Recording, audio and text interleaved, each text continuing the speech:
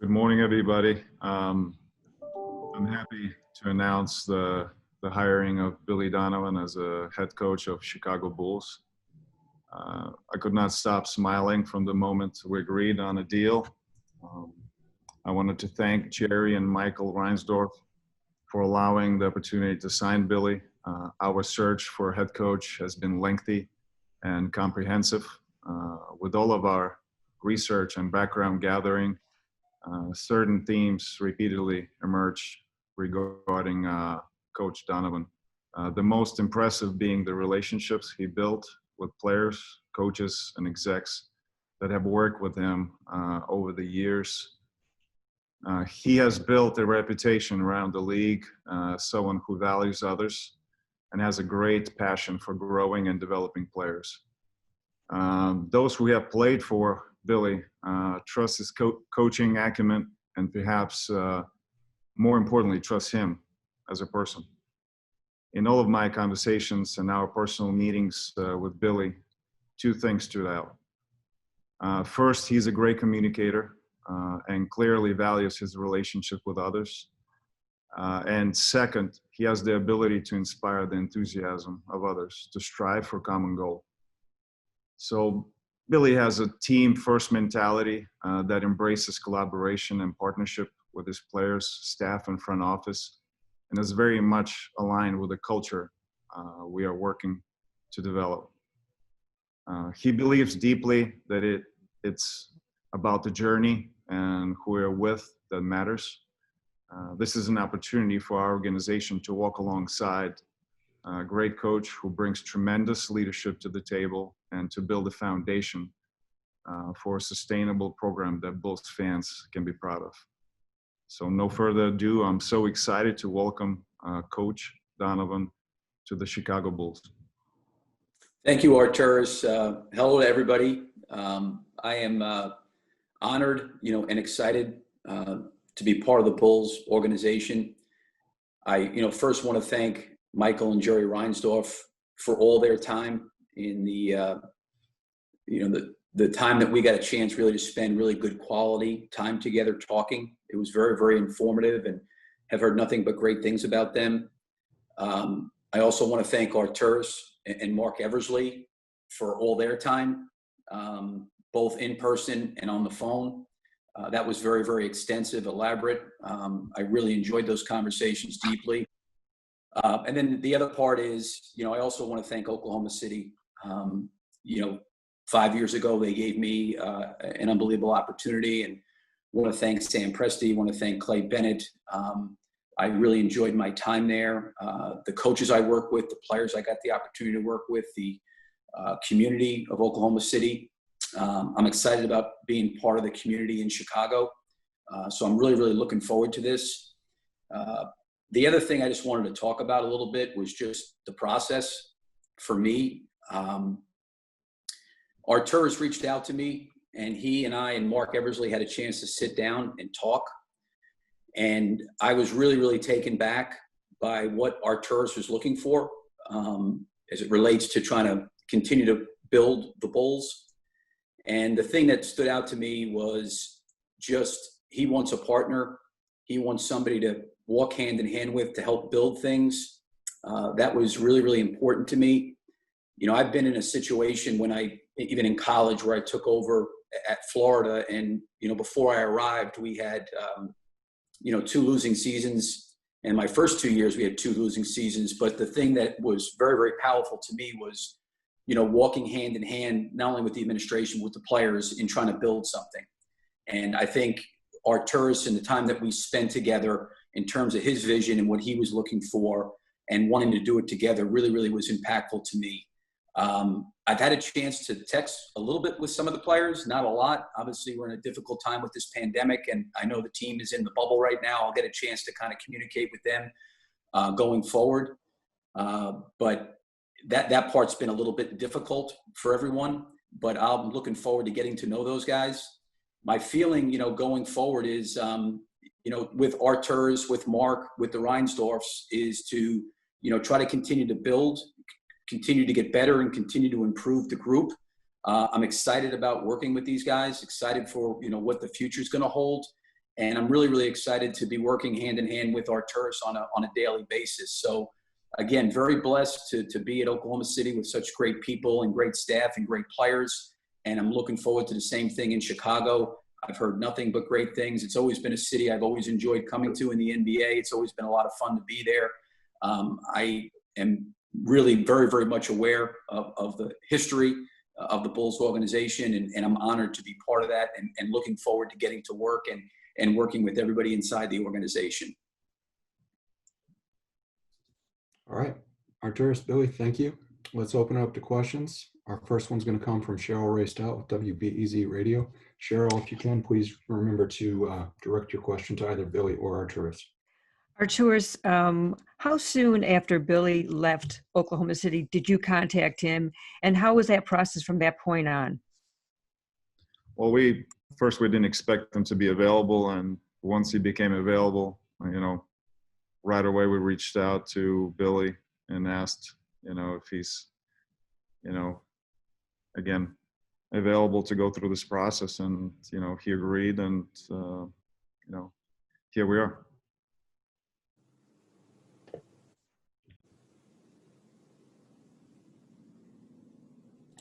Matt, I think you're muted. Thank you. Casey Johnson, next up, NBC Sports Chicago. Hi, this question is for Billy. Billy, just general thoughts. I know you said you're getting to know the players and texting with them, but just your general thoughts on the roster.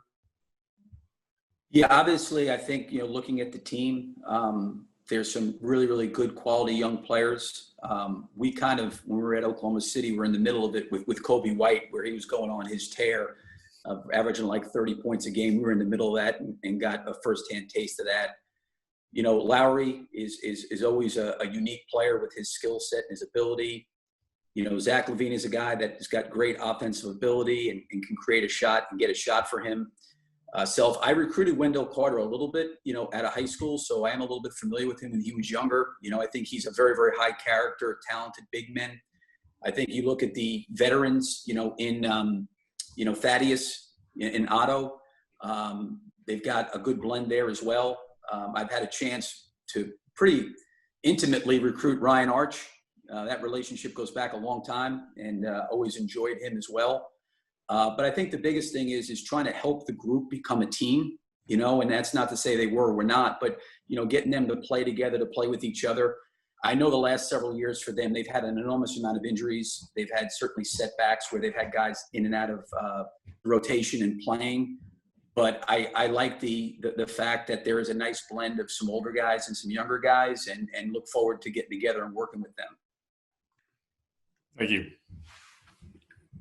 This question comes from Darnell Mayberry with The Athletic. Hi, congratulations, Billy. Welcome to Chicago. Thank you.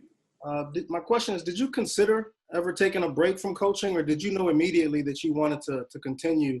And also, how did the interview process go this time around? You just mentioned that it was extensive, but how did you compare it to the marathon you had 5 years ago? Because word is Arturas rivals Sam in thoroughness. Well, I think right after my time at Oklahoma City ended, I'm probably out of my mind, but I got up at 7 o'clock in the morning. I jumped in my car and I drove back to see my family in Florida. It was about a 17-hour drive. And, at that point in time, I didn't really have any intention or know what the future was going to hold as it related to coaching or not coaching. The most important thing to me was, finding if there was a situation that I could partner with somebody that I would really enjoy working and building with, something with. And, Arturas called. He was pretty proactive. And the thing that was interesting, he called me and he wanted to come in on Friday. I'm like, I just drove 17 hours. I probably need a little bit of a break here. So he said, can I come in on Monday? So he and Mark came in on Monday, and we probably shared, 5.5 hours together in person. And I think all the things he said, I really valued and were really, really important to me. And I really didn't know what was going to be said or what was going to transpire. Obviously, I think Arturas did an enormous amount of homework on me because he shared that with me, and he wanted me to do the same for him. And there's some people that are very significant and important in my life. And obviously, Arturas and I share a little bit of the Big East background. I'm a little bit older, but, you know, I'm very friendly with PJ Carlissimo. I'm very friendly with, you know, Sean Ford at USA Basketball. And to listen to people talk about Arturas as a man and as a person and as an executive, I got incredible feedback. So, you know, just the conversations that we had just off the start was really important to me because, you know, I wanted to be in a situation where everybody's rowing the boat in the same direction. Everybody's pulling together. Everybody's working for the same cause. There's a lot of really good dialogue and communication. And I think as a coach that you're a part of it. You know, you're a part of it all the way through from top to bottom. And I think Arturas was looking for that, to partner with somebody as a coach to try to continue to build and develop the program. And then we had a couple phone calls after our Monday meeting. And then I had a very, very long call with Jerry and Michael and Mark and Arturas again, which was great. And, you know, I really, really felt comfortable, just all the things that we had discussed and talked about. And I told Arturas over the weekend that I was really ready to take the next step. And then we were able to kind of work through it and finalize something on Tuesday. So it was really, really informative. It was great. I would say, you know, every situation, I think Darnell's always a little bit different. So it's hard to necessarily compare, you know, one or the other.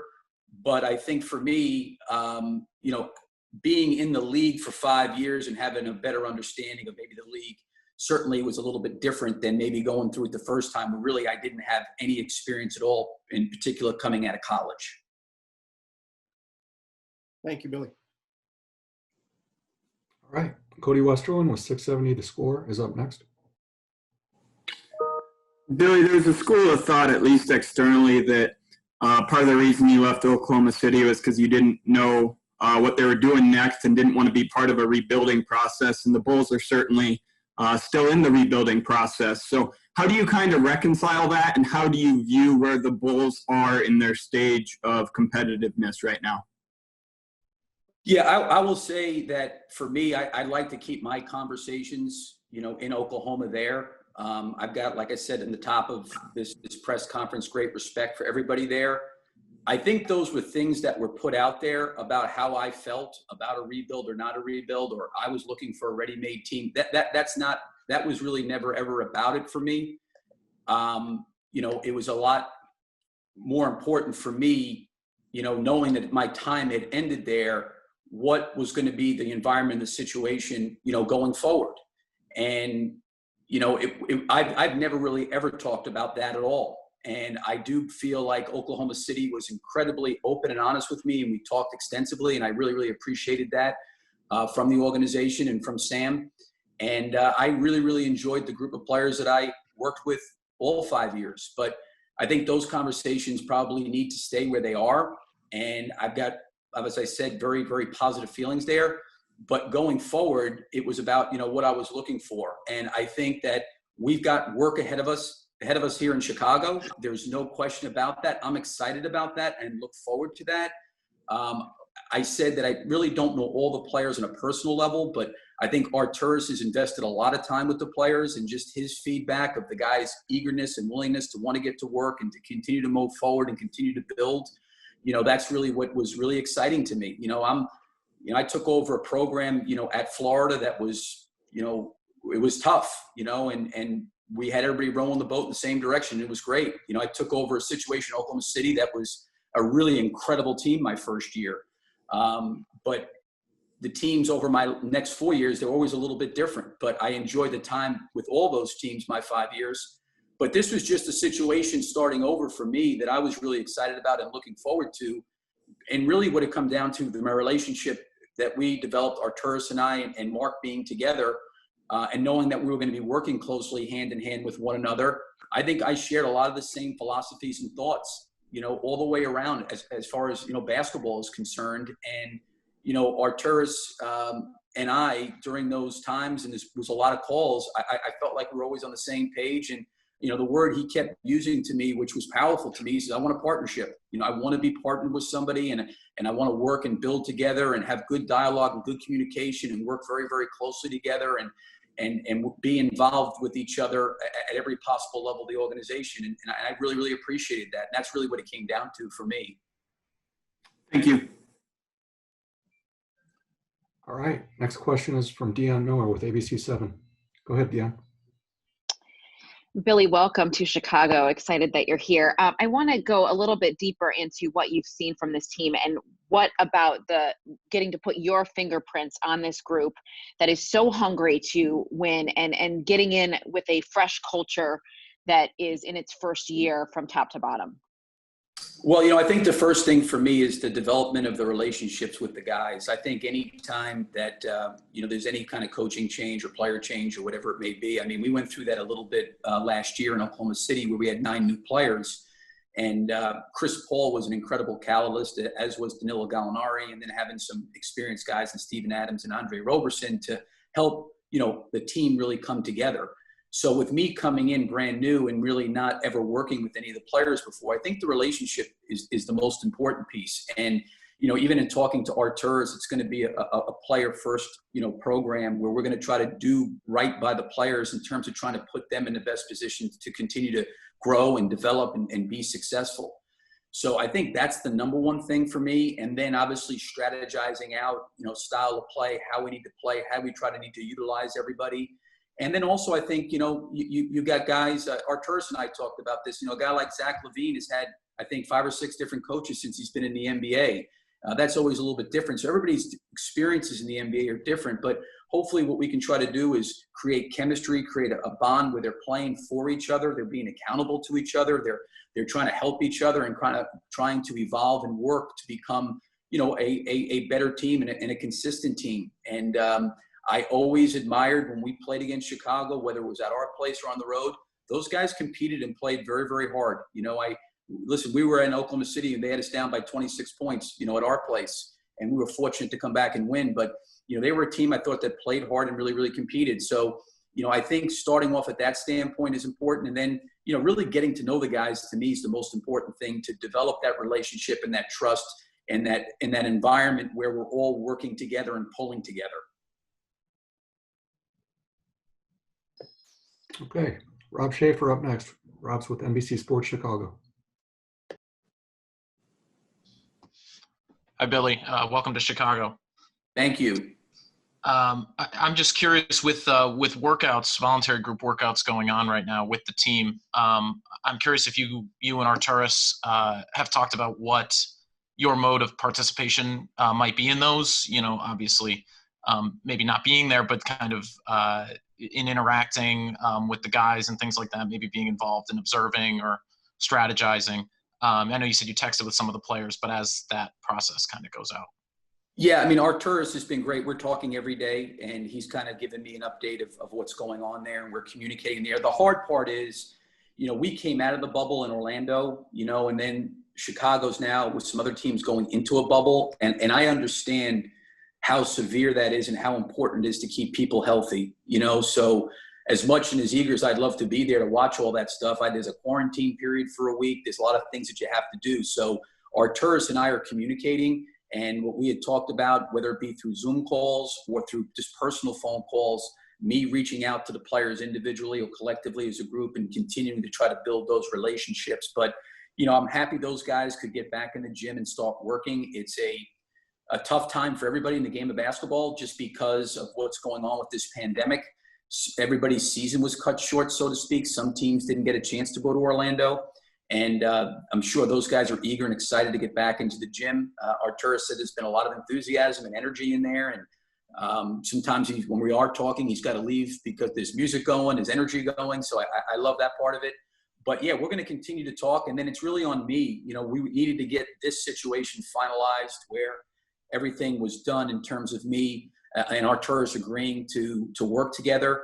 And now what I've got to do here going forward is really start to reach out and try to communicate with these guys and at least, a very, very introductory phone call or Zoom call with these guys and try to keep in touch. But, I want to let those guys do what they do. That's play on the court, and they love the game. They love competing and working, and they want to get better. And this is really their time to be able to do that. And if I can find out from afar, what's going on, I'll do it. But I'll try to, as much as I can, continue to keep in touch with those guys during this time period. Yeah, and as you're doing that kind of building relationships, you talk about the development of that. What is your philosophy on how you kind of build players up, develop them, and empower them, things along those lines. What is your strategy or your approach when you're doing that at all your past stops? Right. So, I mean, the first thing I'll do is watch a lot of film. I think being in the league for 5 years, even though we were on the West, you're playing against Chicago twice, so you have a feel for some of those guys. But I also think, too, one of the things I've always felt like is important, like when you're building out, different things offensively, is I think you've got to spend time with players to let them hear, let me hear from them. How do they want to be used? How do they feel like they're most effective? What are things they really feel comfortable doing? How can you take advantage of their skill set and their offense?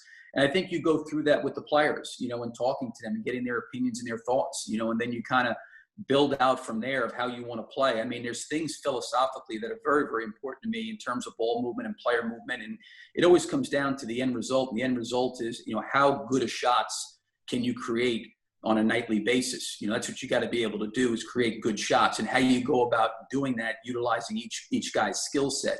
And then the same thing is defensively. How do you build out how you're going to guard pick and rolls? How you're going to guard certain screening actions, certain movements, and you build out from there. But certainly offensively, I'd want to talk to those guys, about where they think they're at their best, where they think they can be most productive and effective.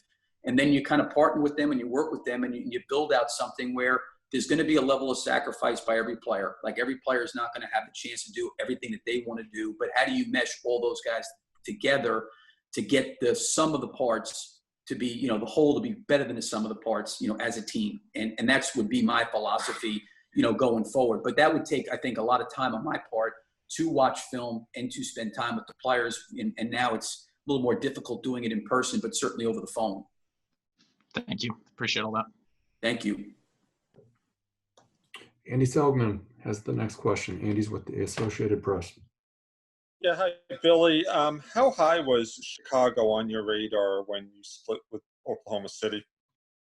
I didn't really know anything about it.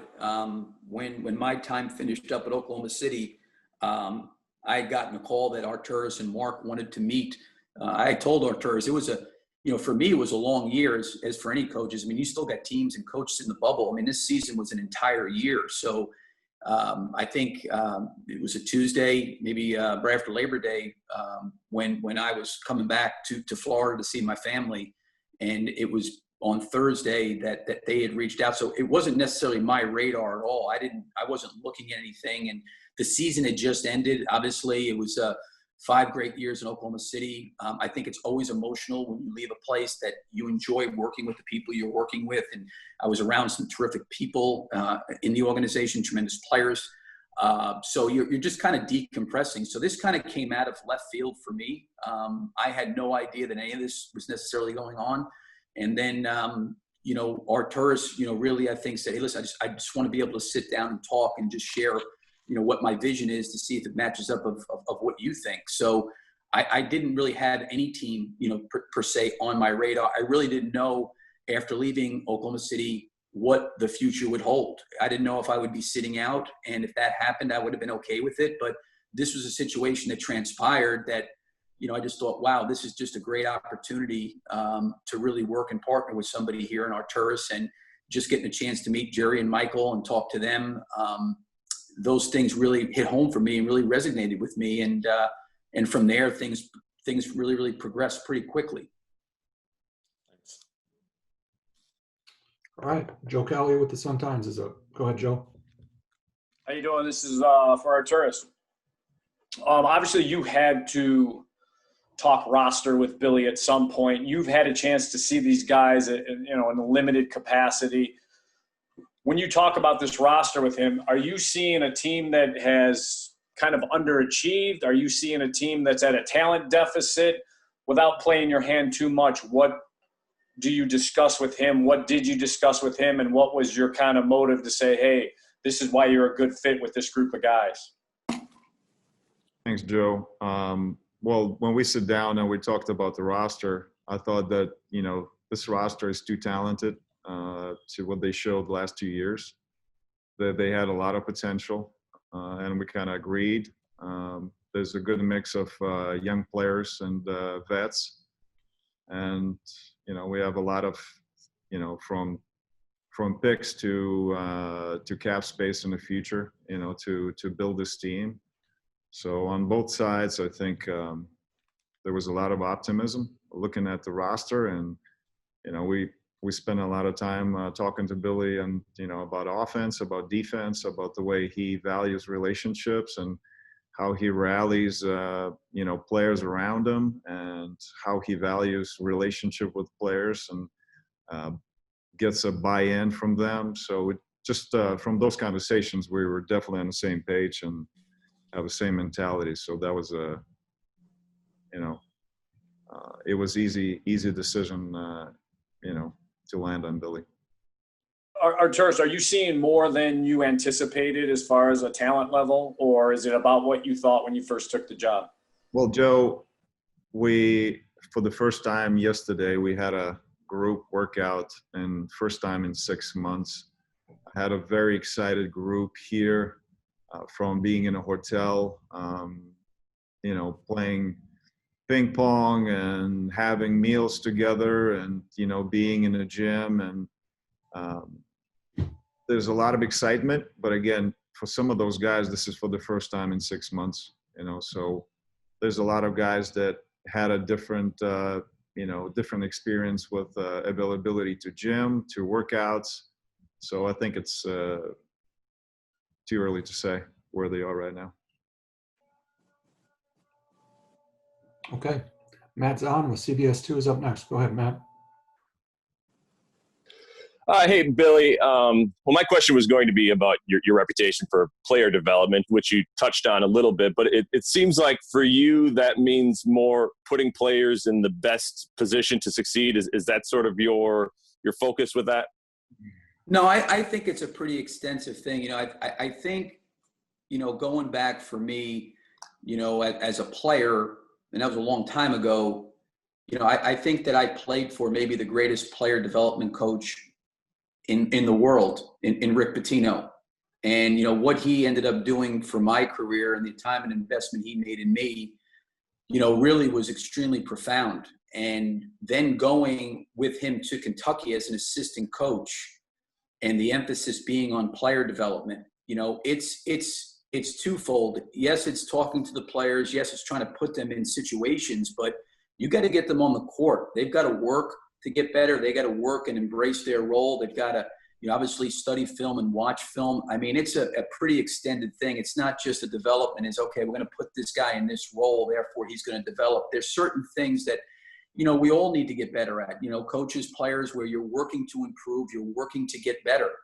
And that's what I would really try to focus on in terms of development piece. Yes, not only talking to them and communicating with them, but also the work that needs to be put in, you know, in terms of how we're playing, for them to continue to develop their skill set and develop things that, you know, they can thrive upon. And to me, I think it's a pretty extensive thing. It's not just putting them in a specific role.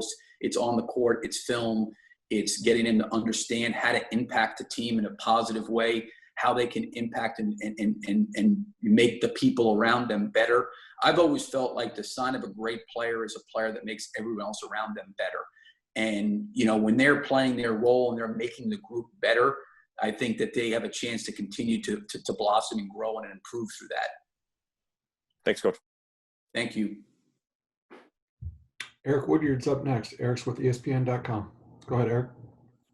What's up, Arturas? Congratulations, Billy. Thank you. Two-part question for you, man. Obviously, you made the jump successfully. You've been one of the few that have been a successful college pro coach, you know, to transition, you know, to the league. Can you kind of talk about, you know, how does that help you in these situations? And part two of the question is, joining a legacy franchise like the Bulls, do you feel any additional pressure or motivation in that sense to try to bring them back to relevance? Like, just talk about speaking on joining a legacy franchise like Chicago as well. Yeah, I mean that part is the history, the organization, what the Bulls have meant to the game of basketball and to basketball worldwide.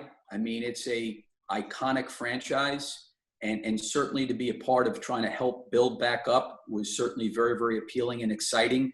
I know it's going to take a lot of work. I think Arturas touched on, you know, some of the things as it relates to, you know, his view on the team and, the salary cap and, going forward and those kind of decisions. So, that part of it was really, really exciting to me, along with the fact that you look at the city of Chicago is a great city, great fans.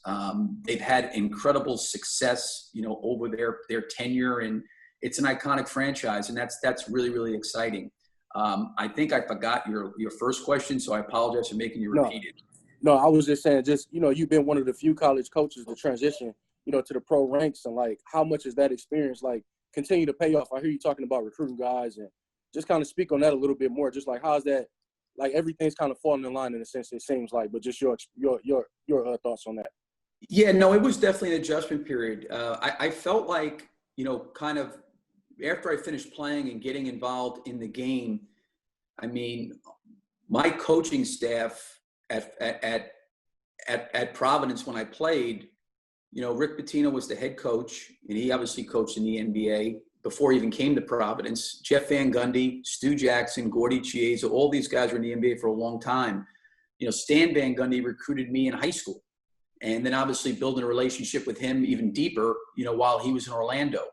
I can remember when Eric Spoelstra was working in the film room one year during the lockout, he'd come up and watch practices. Steve Clifford was over Orlando. So I was around. Rick Carlisle and I became very good friends, and, we played together for a little bit with New York. So I knew, being around a lot of NBA coaches, the game, the X's and O's, because I think in college you're always trying to take different things from the NBA and apply them to college, because at the NBA level, that's all everybody's thinking about is basketball 24/7.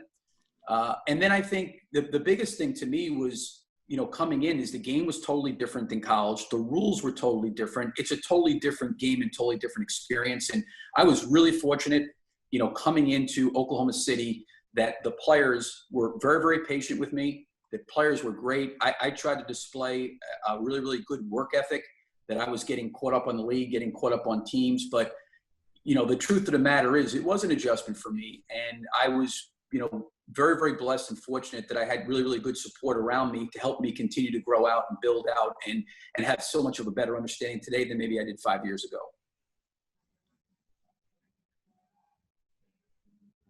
John Greenberg with The Athletic is up. Go ahead, John.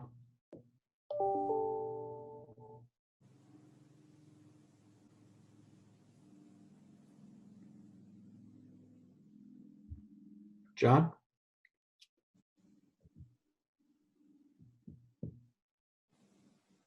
Okay, let's try Mike Berman. Mike Berman's with NBC5 Chicago.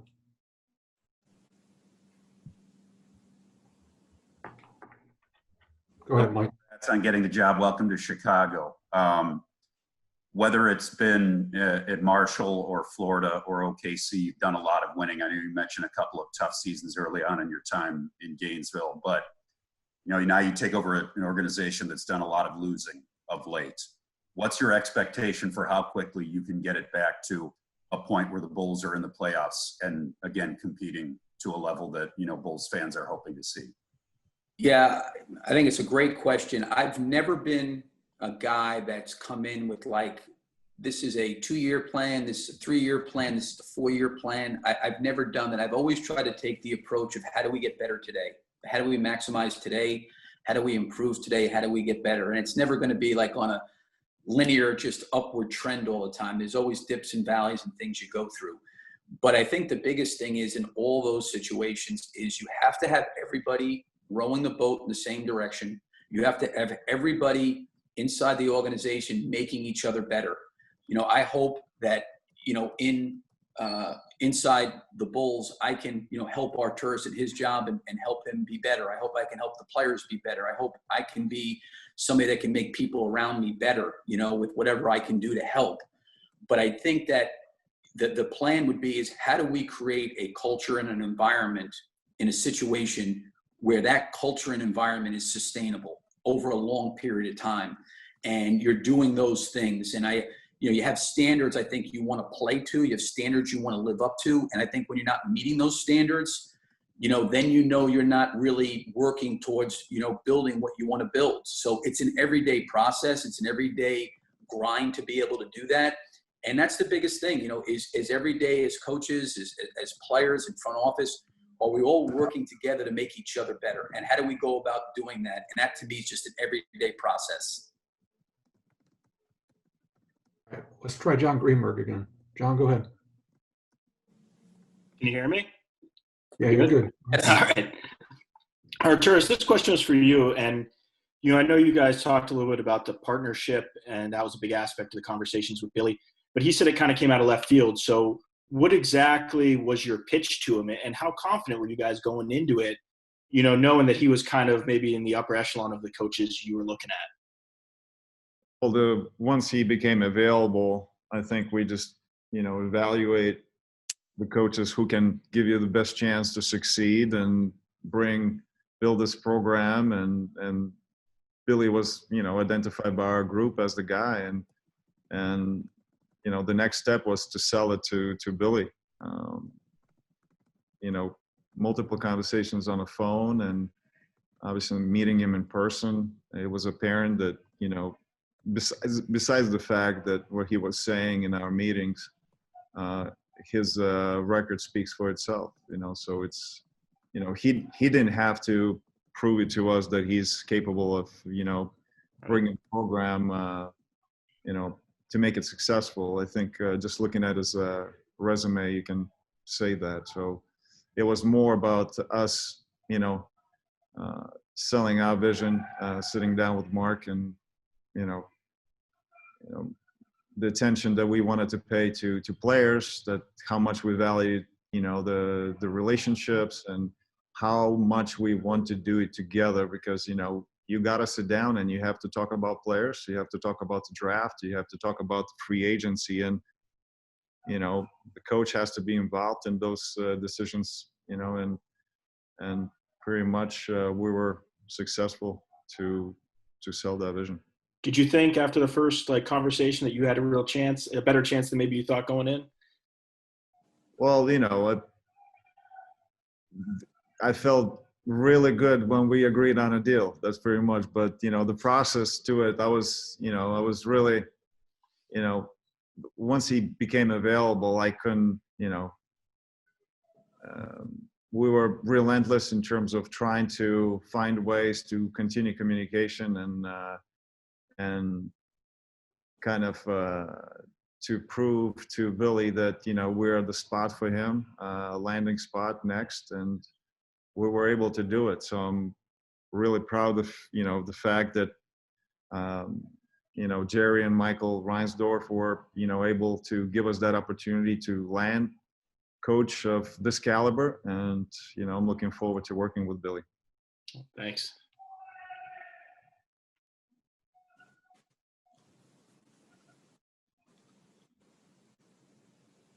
Matt, you're muted again. All right, apologies there. Terrence Talman with the Bigs is up. Go ahead, Terrence. First and foremost, congratulations to the both of you, Arturas and Coach Billy Donovan. And on behalf of the Bigs media, definitely welcome to Chicago. I have two questions. No problem, no problem. I have a question for the both of you, man. But my first question is for Arturas. So you just spoke on the process of selling selling the coaching position to Billy Donovan. And there's been questions around the attractiveness of the city of Chicago and the Bulls organization. So I'm interested in knowing what was the biggest hurdle in selling the city of Chicago and the Bulls organization to Billy Donovan.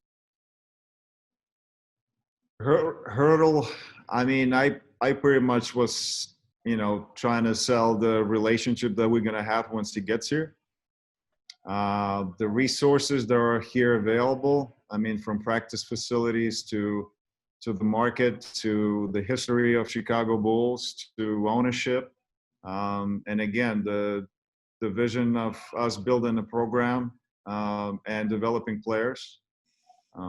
We spoke about, you know, different ways of, you know, building the program from the draft to trades to free agency. And the biggest attention, you know, that we will have to pay attention to is player development. We have to develop our own players. They have to get better in order for us to succeed. And I thought the combination of all those factors, we try to talk to Billy, and we were on the same page the way he believed as well, and wanted to do it together. Thank you, Arturas. Coach, this one is for you. It goes without saying you're no stranger to coaching teams with young players and teams with strong social views. What is the message that you want to convey to your team when it comes to situations bigger than the game, like the George Floyd situation, and most recently, the Breonna Taylor grand jury situation from yesterday? What is the message that you want to convey to your guys? Well, when we went down to the bubble in Orlando, I thought the players did an incredible job. And then obviously having the opportunity to coach Chris Paul, who is the president of Players Association, just in my talks and conversations with him, I was really proud of all the players in terms of using their platform to bring awareness of the change that's necessary to make our country better. And I think that the more our players can use their voice, or coaches can use their voice to constantly bring awareness to the fact that we all need to be better, we need to get better, we need to help this country heal and move forward together, the better off we're going to be. And I thought watching that take place in Orlando, how all the players and coaches came together to use that platform to bring awareness was really, it was special and it was great. And I really give Chris Paul a lot of credit. Not only is he a great player and a guy that had a lot on his plate, but helping the league get back to playing in Orlando, as well as, addressing a lot of the things that need to change in our country was really powerful. And, I'm always going to support the players because everybody's experiences, in this country are different. And we all need to get better, and we need to improve in those areas. Thanks, Coach. Thank you. All right, we've got Jamal Collier with the Chicago Tribune up. Go ahead, Jamal. Hey, Billy. Congratulations again. Thank you. You mentioned a little bit earlier, you were talking about your time in Oklahoma City, and you guys had a very different rosters and evolving rosters over that course of that 5-year period. I'm wondering, what did you learn about yourself as a coach during that time, and kind of how different, I guess, do you feel as a coach, or where do you feel you grew as a coach over that course of that time?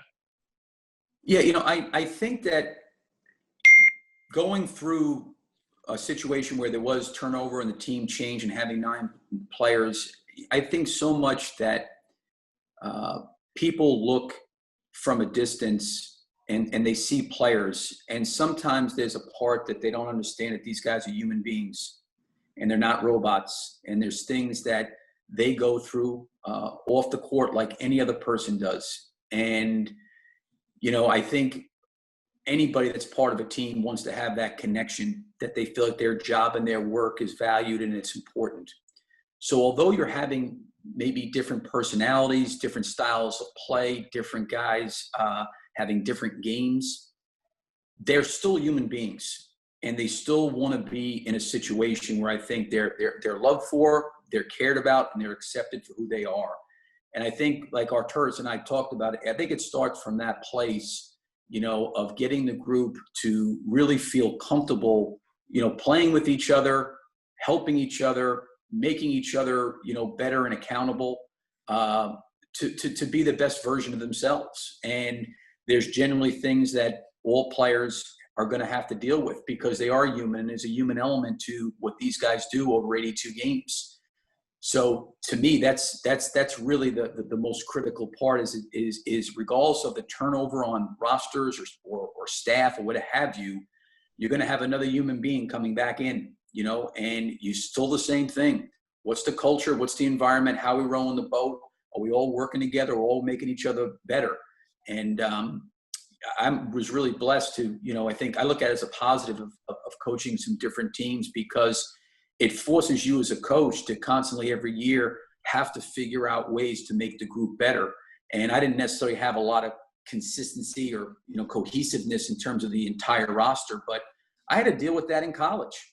Guys leave and go to the pros, guys transfer, guys graduate. There's a lot of turnover too. So I just think in today's day and age, in the game of basketball, there's going to be turnover. And, you want to be able to, in a way, try to find a way to, however long or short your time is together, make a player better.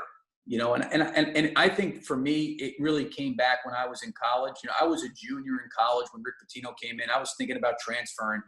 If he didn't invest in me the way he invested in me, I probably wouldn't be sitting here with you guys having this conversation, and I probably would have never had the opportunity to do some of the things that I had a chance to do as a player, and I probably would have never been afforded the coaching opportunity that he afforded me. So a lot of this stuff's about relationships and about working together and pulling together.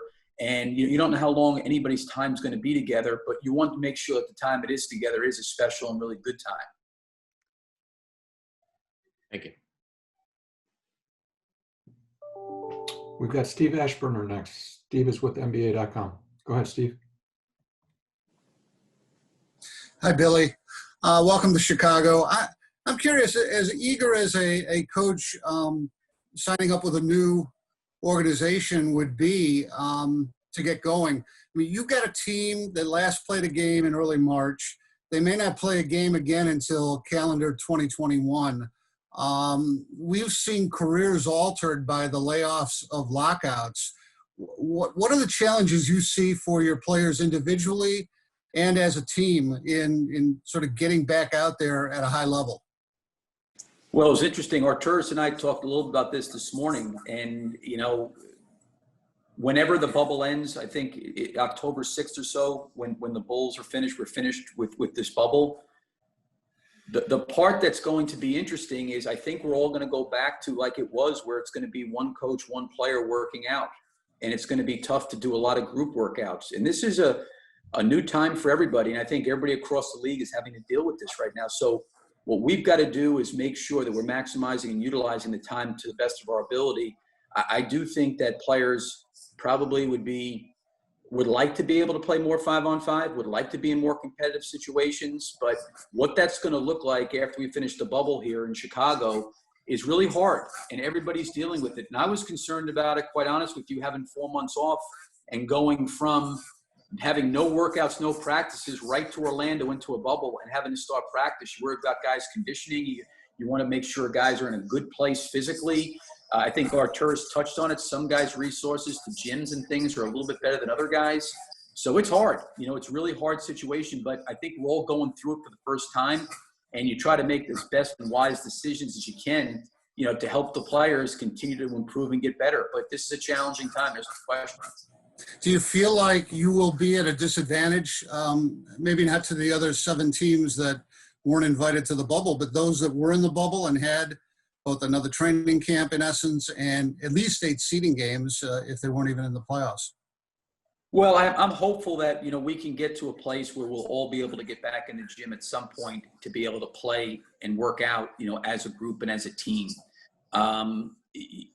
Listen, I do think I would say this, just being in the bubble in Orlando, and I know these guys are pros, and I know that they get paid a lot of money, but it's challenging over a period of time to be in that kind of isolation, to be away from your family. We were there for about 60 days, you know, 2 months. It was different. You know, it really was different. The whole vibe, everything, the feeling was a little bit different. It was totally out of the norm for them routine-wise.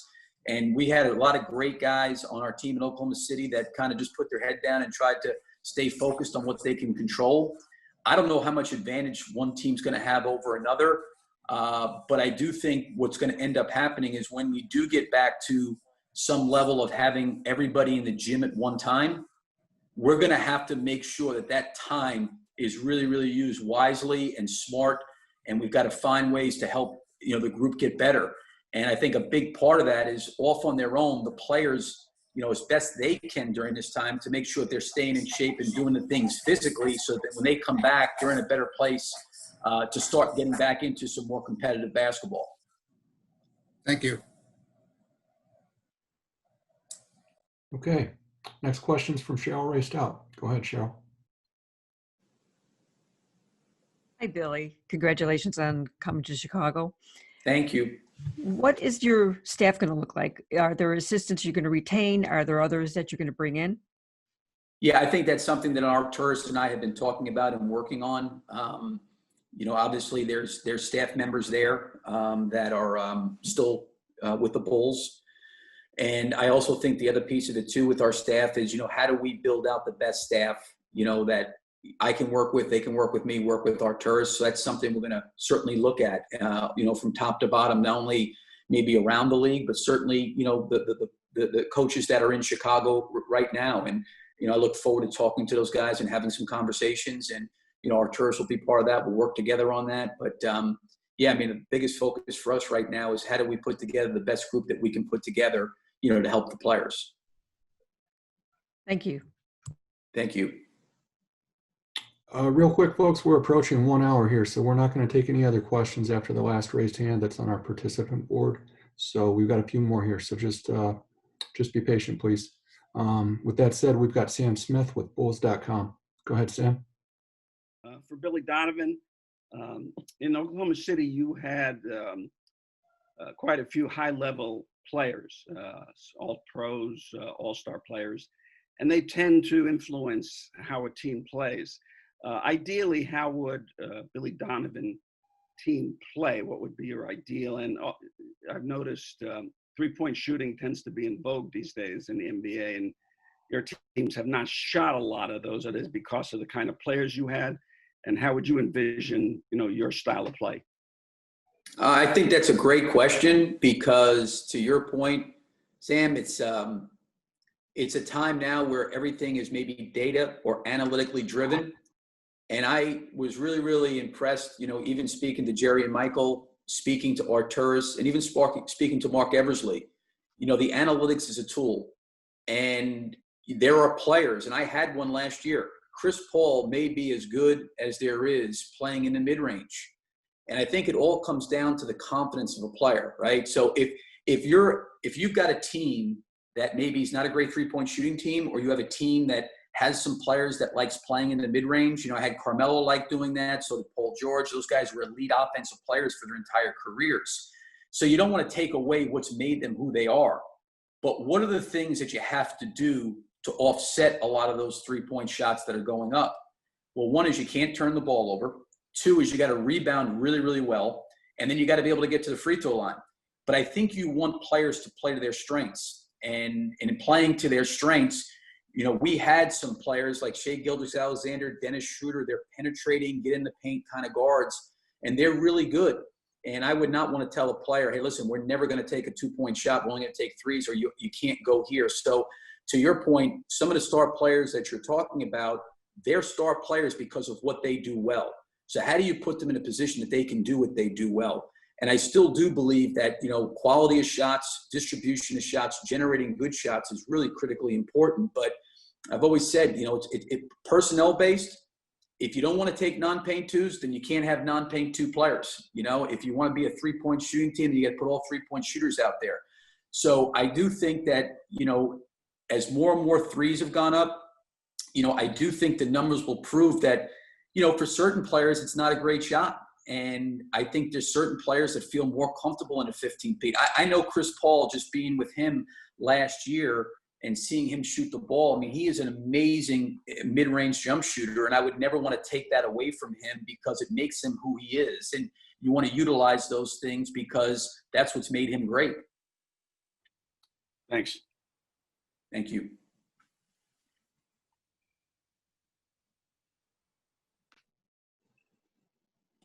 You're muted again, Matt. Sorry, got kids here. Apologies. Mike McGraw with the Daily Herald. Go ahead. You're up. I want to start with Arturas. The Miami and probably Denver too has shown during the playoffs of just how far a team can go with good player development, and showing that they're seem to be, from my perspective, way ahead of where the Bulls were. In that department, what kind of changes would you like to make happen to get the Bulls caught up in that department with those teams, and is that one of your goals? Well, the change of communicating that before, to pay so much attention to player development. And the most impressive thing, obviously, from meeting with Billy and watching him coach last year, I think it's one of the most impressive jobs he did was last year. His ability to adopt, to adjust, change things based on his roster and what he has was really impressive, regardless of the turnover.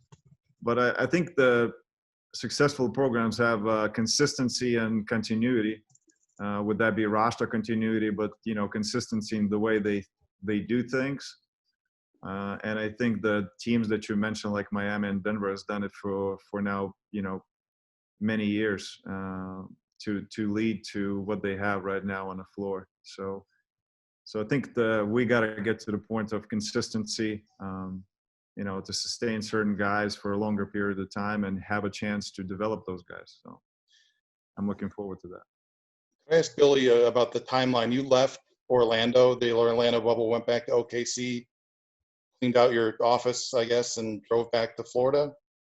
And then, well, to be honest with you, a lot of this stuff, because we had the, when the pandemic hit, we were actually playing Utah when Rudy Gobert had tested positive, and that's when everything kind of got shut down. So we were really out of our offices for a long, long period of time. And so I took a lot of stuff back home to try to work with, out of my house in Oklahoma, and then going down to the bubble, I took a lot of stuff there. So, I kind of, I guess we must have finished up on like a Wednesday, and I was in Oklahoma that following weekend, and then I had a chance to talk to them on that following Tuesday. And then Arturas and Mark came to visit you in Florida? Yes, Arturas came. I guess I got back here to Florida. I had one son who was a senior in college and another one that was a senior in high school.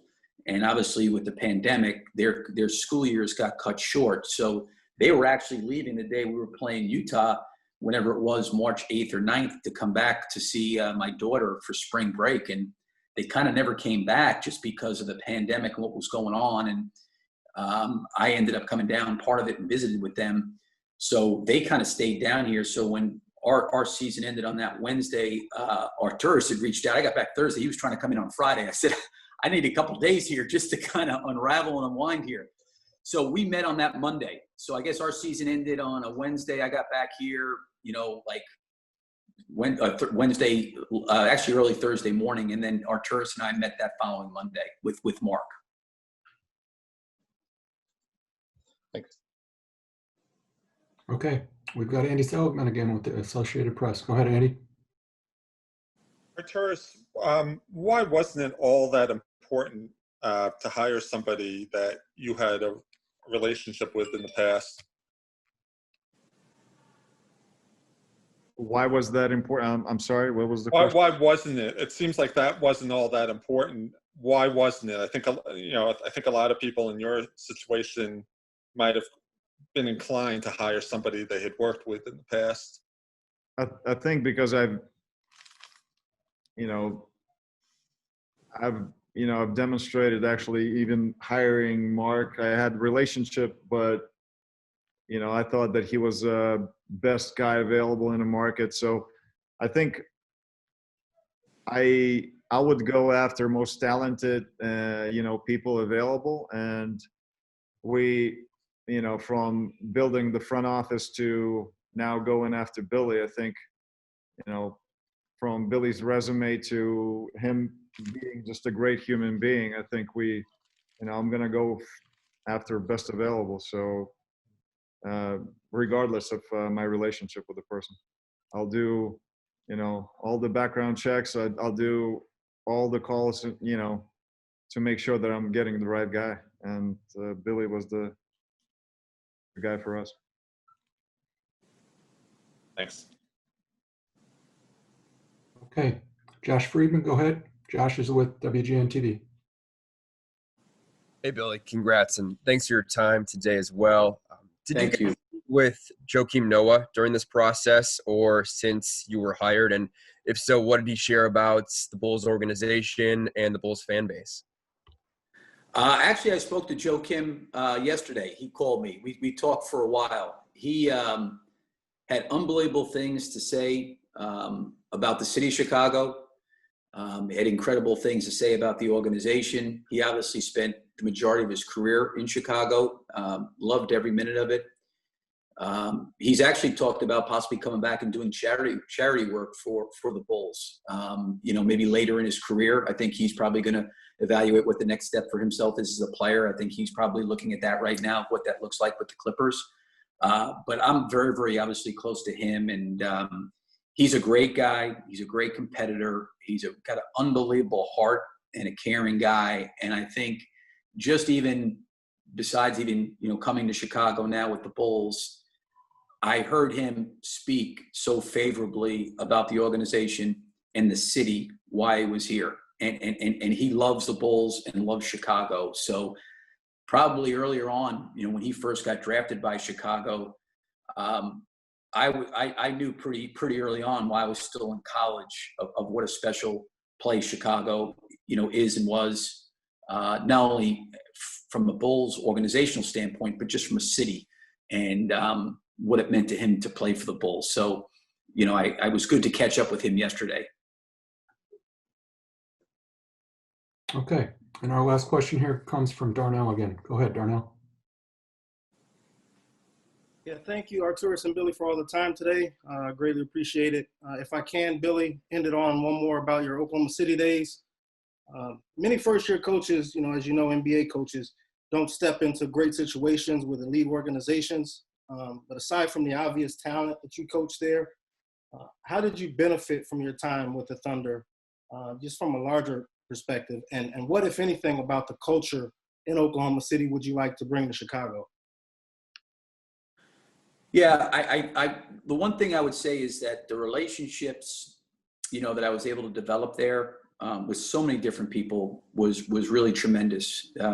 So many great people. And I think when you come into the NBA from college and you're new, you need a lot of support and help from a lot of people. And there were so many people there that offered that support and that help to help me get adjusted, acclimated. So, I think that, you want to, I think going into Chicago and into the Bulls organization is really working with Arturas, is figure out our team and what we need to do. There's certainly a lot of great things that I can take, from Oklahoma City. First and foremost, as I mentioned, is how well and how the acumen in people's jobs and who they were as people was really amazing to me. And I really, really appreciated that. And I think it always starts with, really having good people. And I always felt like that. I mean, I had that at Florida. I was fortunate enough to have it at Oklahoma City. I think working with Arturas, that's what we'll try to do, is really get great people, not only really, really good in their jobs, but really, really good quality people. And that's what you want to be able to do. Just as a quick follow-up, Billy, how much better do you feel like you are as a coach now than you were when you stepped up to this level 5 years ago? Do you feel it? Do you get a sense of that? I don't know how maybe the right way to answer that. There certainly was a learning curve 5 years ago, just going through an NBA season, the rhythm. I've said this before, the days coming out of college, they're backwards. College, you practice at 3 o'clock in the afternoon. The NBA, you practice at 11 o'clock in the morning. Everything's just totally different, and I obviously had to get used to that. The number of games, scouting, how to pace your team, like all those things. I've always tried to get better as a coach, whether it's through talking to people, talking to players, studying film, whatever it is. I have a real, real strong appetite to want to learn and grow and get better. I would hope that every year I've gone by as a coach that, I've found ways to get better and improve. I know we're in a result-oriented business, but, sometimes you sit there and can look at the results at the end of the year and say, well, a player or a coach, whoever it is, didn't get better or they didn't improve. And a lot of times those are the experiences. It's your experiences that help you improve and grow. So to me, I hope I'm better. I don't know how you equate that and what that looks like. Obviously got much, much more experience, coaching in the NBA. But I've always tried to find ways through my experience to try to get better and improve. Thank you. Thanks. All right. With that, guys, we conclude today's call. Thanks for joining us and appreciate your time. Have a good day, everybody. Thank you, everybody. Appreciate it. Hey, Bulls fans, thanks for watching. For more videos, just check them out right here.